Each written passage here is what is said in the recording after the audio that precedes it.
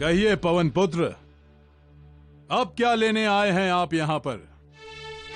आप तो रूमा को लेकर जा ही चुके हैं। अब आपके लिए इस दरबार में कुछ भी नहीं है, कुछ भी नहीं। इंद्रदेव, इतनी ऊंची उड़ान भरने का प्रयत्न मत करो कि आपके पंख ही जल जाएं। कौन जलाएगा हमारे पंख? वो सूर्य। हनुमान जी, सूर्य ही नहीं वरन आपके पिता पवन देव भी हमारे अधीनस्थ हैं।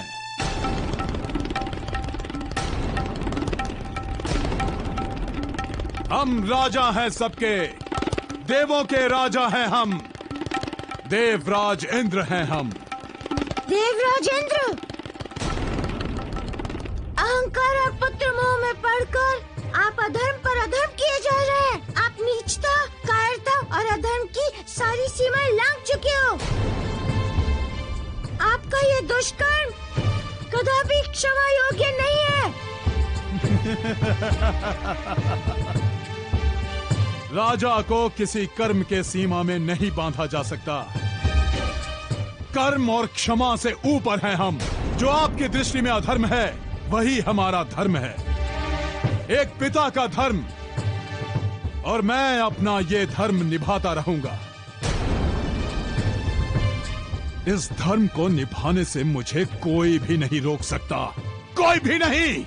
आंखों पर हाथ रखने से अंधकार नहीं हो जाता इंद्रदेव।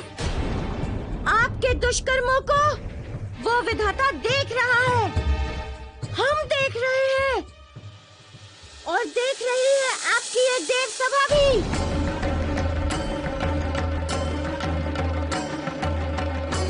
आपका पहला अपराध था पनाश से छल करके वचन लेना। दूसरा अपराध था एक स्त्री को उसकी इच्छा के विरुद्ध विवाह कराने के लिए विवश करना। तीसरा अपराध था पनाश को श्राप देकर उसे मृत्यु के द्वार तक पहुंचाना। चौथा अपराध था विक्षिप्त पनाश को कायरता पूर्वक मंदार के हाथों मरवाने का प्रयास। और आपका सबसे बड़ा अपराध है प्रभु श्री राम के कार्यों में बाधा उत्पन्न करना।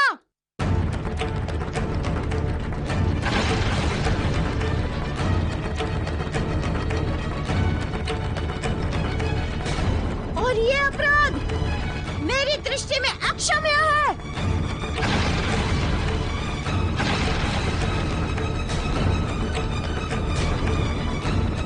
अभी भी मैं आपको एक अवसर देता हूँ। पनाश को दिया हुआ श्राप वापस ले लीजिए। मैं अपना श्राप वापस लूं? असंभव। और असंभव है सुग्रीव का पनाश से शिक्षा प्राप्त करना, और असंभव है उसका सेनापति के योग्य बनना, और असंभव है मेरे पुत्र बाले की मृत्यु। असंभव।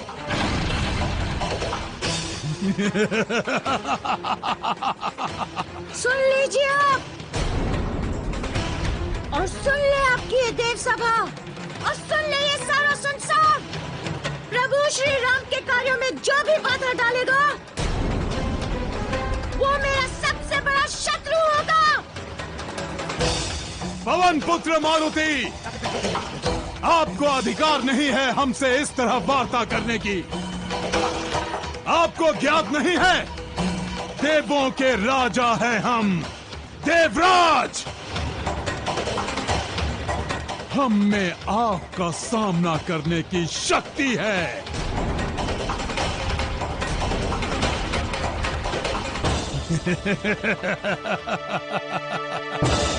इंद्रदेव, क्या बुद्धि भ्रष्ट हो गई है आपकी?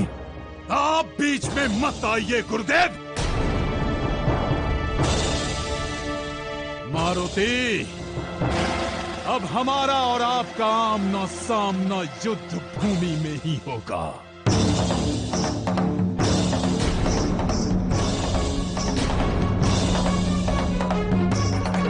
हम सिद्ध कर देंगे कि हम देवराज इंद्र हैं, देवराज इंद्र। हम एक बार जो ठान लेते हैं वो होकर रहता है।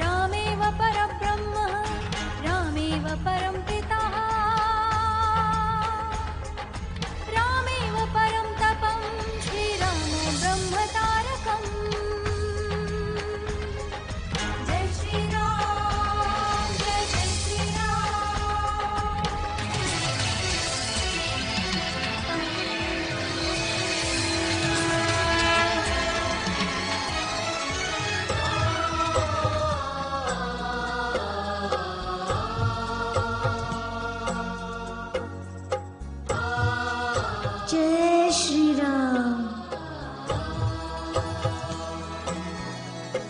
हे प्रभु, मैं ऐसी स्थिति में खड़ा हूँ जहाँ मैं आपकी अनुमति के बिना निर्णय नहीं ले सकता।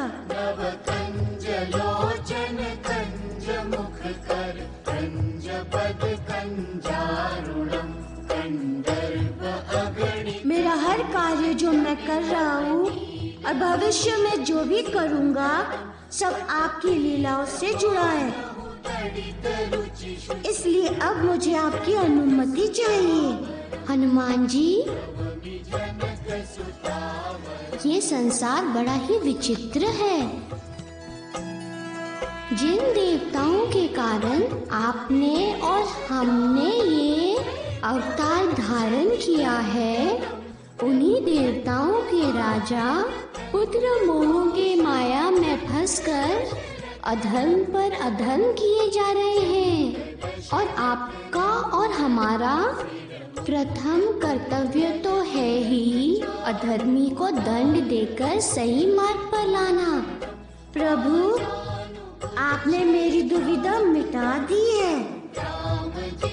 ये कार्य मैं आपकी अनुमति के बिना नहीं कर सकता था, इसीलिए आपको कष्ट देना पड़ा।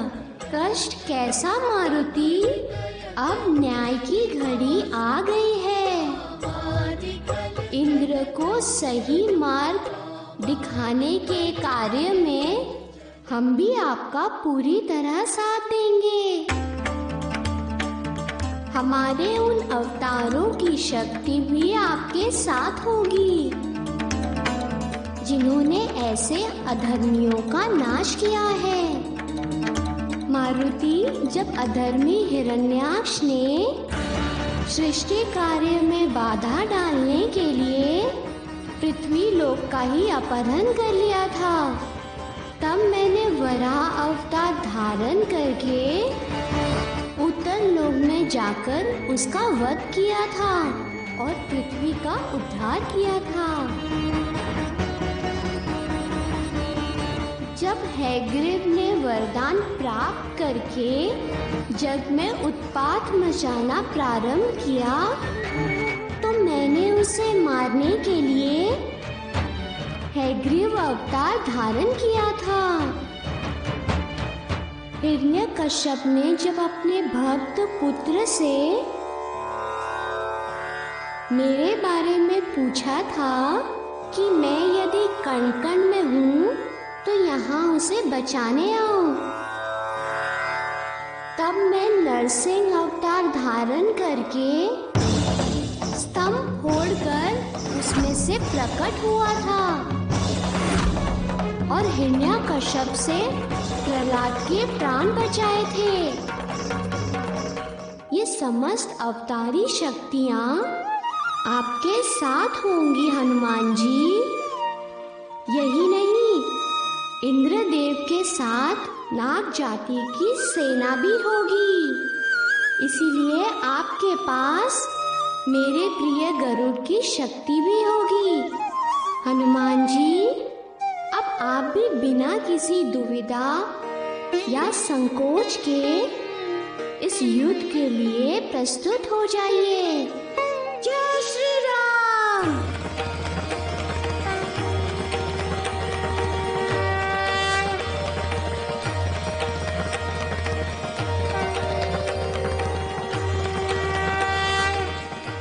देवों, आज मारुति ने हमें ललकारा है और उसने ये चुनौती मात्र हमें ही नहीं, समस्त देव समाज को दी है। इसलिए यह युद्ध मात्र हमारा ही नहीं, समस्त देवों का है।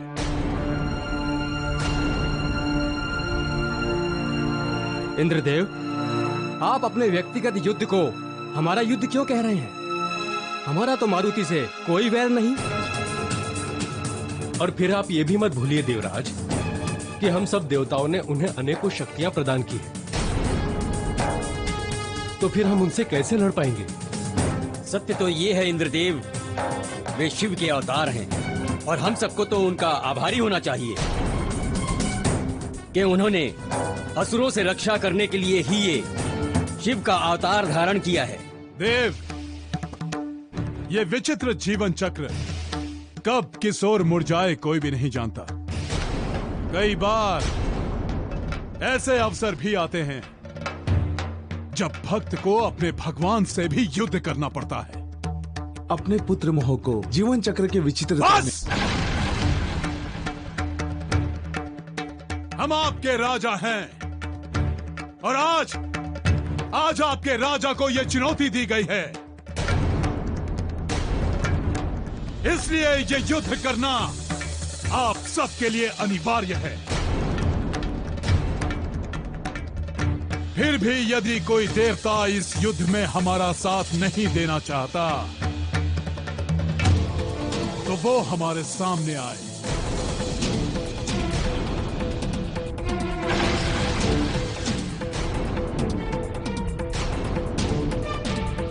इस सभा की शांति और आप सब लोगों की मौन स्वीकृति हमें ये बता रही है कि आप सब लोग इस युद्ध में हमारे साथ हैं।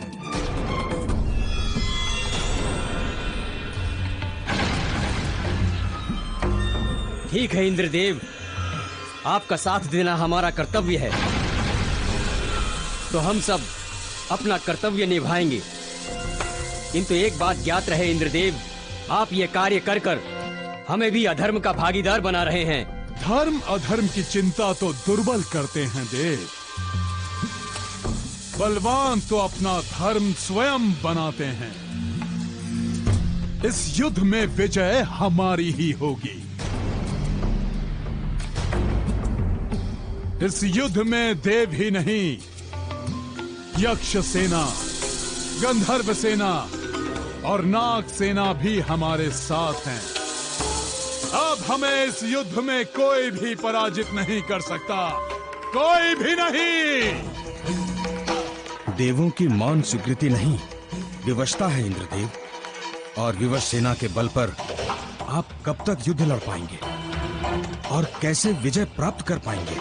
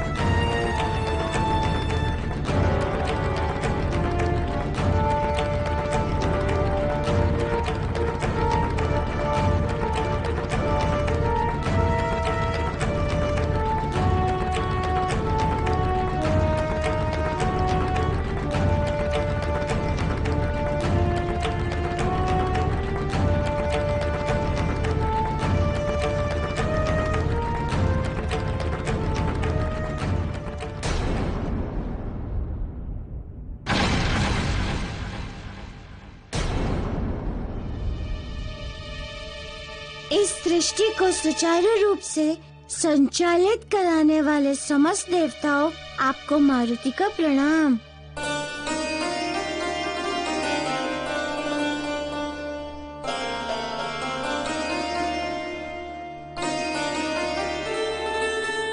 हे हनुमान जी, हम आपसे कुछ निवेदन करना चाहते हैं।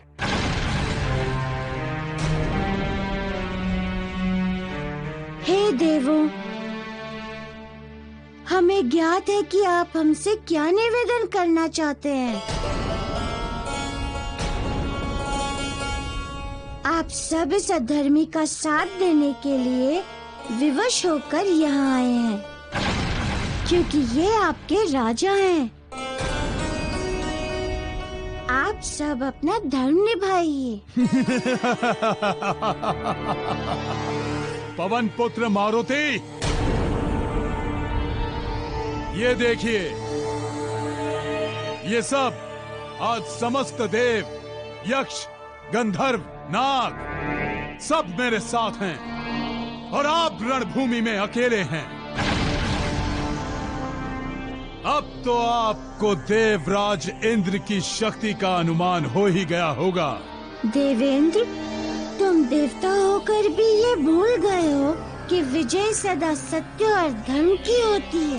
करो प्रहार, हम भी देखें कि तुम्हारा कौन सा बल कब तक तुम्हारा साथ देता है। अच्छा, तो ठीक है।